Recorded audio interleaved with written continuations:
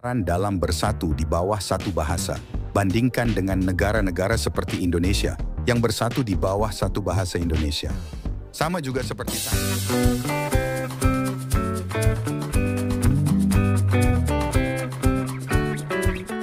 Halo, apa kabar? Assalamualaikum warahmatullahi wabarakatuh. Jumpa lagi bersama channel Dialog TV. Oke, kali ini kita akan mereaction video lagi. Dan jangan lupa like, komen, dan subscribe. Oke, apa kabar teman-teman semuanya di seluruh penjuru Nusantara, Indonesia, Malaysia, Singapura, Brunei Darussalam. Kita akan mereaction video tentang kekurangan dari negara jiran kita, negara Malaysia. Oke, video ini sangat menarik sekali dan linknya kami lampirkan di deskripsi teman-teman semuanya. Silahkan di subscribe. Dan ini dia videonya, kekurangan daripada Malaysia.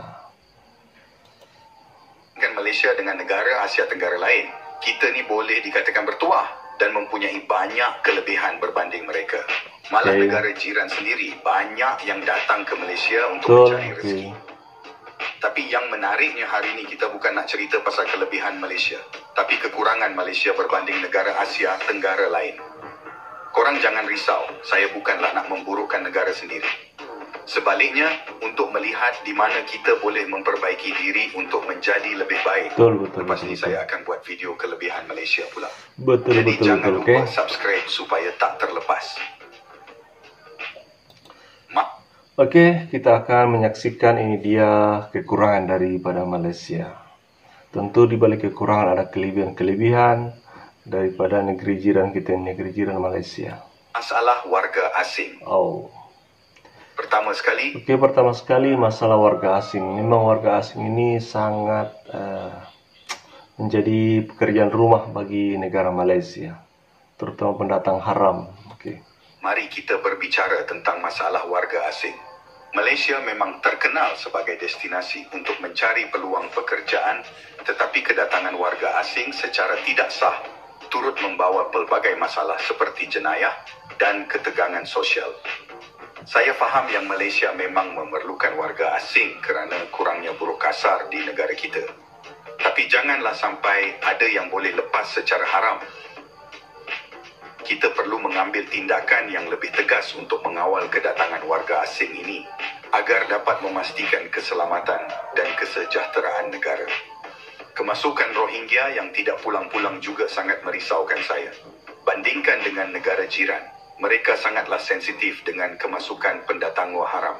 Mereka sangat mengawal ketat tanah nenek moyang mereka supaya tidak dicuri orang luar.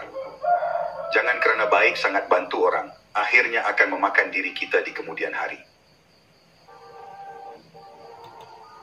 Jadi benar sekali teman-teman semuanya, pendatang-pendatang seperti orang-orang Bangladesh, terus Rohingya ini harus ditata dan harus memiliki aturan dan izin tinggal, dan bukan berarti kita ini berburuk kepada mereka, tetapi tentu harus ada aturan-aturan yang kita tetapkan untuk mereka. Oke. Kedua, kurangnya keindahan alam. Oke, kita lanjut. Jangan salah paham. Malaysia memang mempunyai pemandangan alam yang indah dan menarik. Lagi-lagi kalau nak dibandingkan dengan Singapura dan Brunei, kita ni patut bersyukur diangwerahkan dengan keindahan alam yang macam ini punya lawa. Tapi apa yang saya nak cakap ialah pemandangan alam, kita ni tak segila negara-negara jiran kita seperti Filipina, Indonesia dan Vietnam. Bila tengok pemandangan di negara-negara tersebut, rasa seperti berada dalam mimpi. Pemandangan alam mereka tu selalunya memang tak boleh jumpa di tempat lain. Korang pernah tengok tak pantai-pantai di Filipina? Hayang ni pula kat Vietnam. Indonesia tak payah cakap lah, semua mereka ada. Dari lautnya, gunungnya, tasiknya, gaungnya, memang semua adalah. Jadi bagi saya, ini adalah salah satu kekurangan kita berbanding mereka.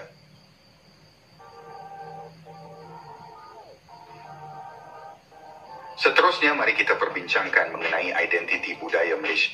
Oke, identitas budaya Malaysia untuk keindahan alam tentu Indonesia ya, karena dengan penduduk yang begitu banyak dan wilayah yang begitu luas, tentu memiliki keindahan yang sangat banyak dan beraneka ragam, flora dan fauna dan serta alamnya. Oke, betul. Indonesia. Ya, kita memang kaya dengan pelbagai budaya, tapi mungkin ini juga menjadi sebab untuk kita susah menonjolkan satu identiti yang kuat. Sebagai contoh, walaupun Indonesia mempunyai berbagai etnik, tapi mereka masih boleh satukan kepelbagaian budaya mereka sebagai satu identiti, yaitu identiti Nusantara. Berbeza pula dengan kita, yang Cina jarang sekali ingin lestarikan budaya Melayu atau peranakan, malah mereka selalunya lebih ke arah kebaratan berbanding budaya Melayu maupun budaya Cina mereka sendiri. Yang orang Melayu pula mempromosikan budaya Melayu atau binaan Melayu skala besar ini sangatlah kurang. Malah orang Melayu yang tinggal di bandar juga makin ramai yang tiru orang Barat. Sudah menjadi lumrah negara yang fokus ke arah kemodenan akan selalunya meninggalkan budaya ke belakang. Kita tak boleh nak harapkan kerajaan saja untuk melestarikan budaya, kerana kelestarian budaya ni perlu ditonjolkan dari peringkat individu. Bandingkan dengan negara seperti Thailand yang mempunyai identiti budaya yang kukuh dan menonjol, kita mungkin perlu lebih fokus untuk mengekalkan dan mempromosikan warisan budaya kita dengan lebih aktif. Tidak bersatu bahan. Betul sekali teman-teman semuanya. Untuk Indonesia tentu punya identitas, yaitu identitas Nusantara dengan satu kesatuan, dan semua etnik itu memiliki kesamaan seperti bahasa, budaya, tidak menonjolkan daripada budaya masing-masing. Itu dia. Oke, keempat, tidak bersatu bahasa. Ini penting sekali. Bahasa masuk ke dalam kekurangan seterusnya, yaitu masalah bahasa. Ya, Malaysia adalah negara yang mempunyai kepelbagaian bahasa, dan itu bukanlah menjadi satu masalah. Tetapi yang merisaukan adalah kita juga menghadapi cabaran dalam bersatu di bawah satu bahasa. Bandingkan dengan negara-negara seperti Indonesia yang bersatu di bawah satu bahasa Indonesia. Sama juga seperti Thailand, sedangkan mereka juga mempunyai bangsa-bangsa yang bukan bumi putra. Mereka juga mempunyai ramai orang Cina macam kita. Kita mungkin perlu lebih berusaha dan belajar dari negara jiran yang berjaya menyatukan bahasa mereka.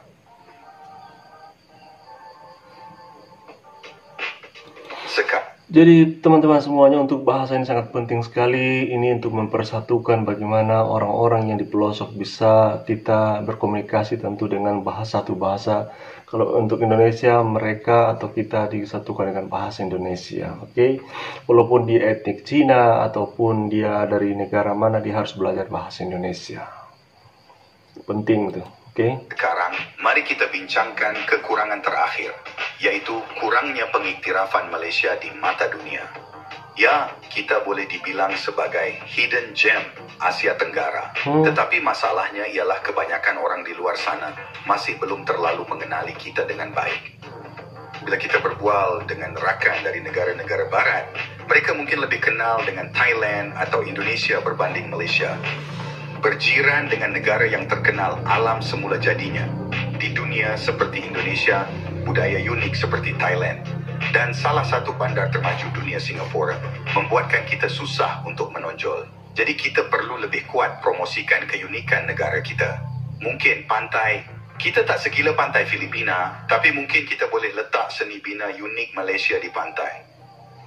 Mungkin Kuala Lumpur tak semaju Singapura, tapi mungkin kita boleh tambah kemeriahan dan keunikan di bandar kita. Kita kena berfikir di luar kota. Mungkin inilah masanya kita step up dan memperkenalkan keindahan negara kita ke peringkat antarabangsa. Jadi, itulah 5 kekurangan Malaysia berbanding dengan negara Asia Tenggara lain yang perlu kita perbaiki bersama-sama. Jumpa lagi dalam video seterusnya.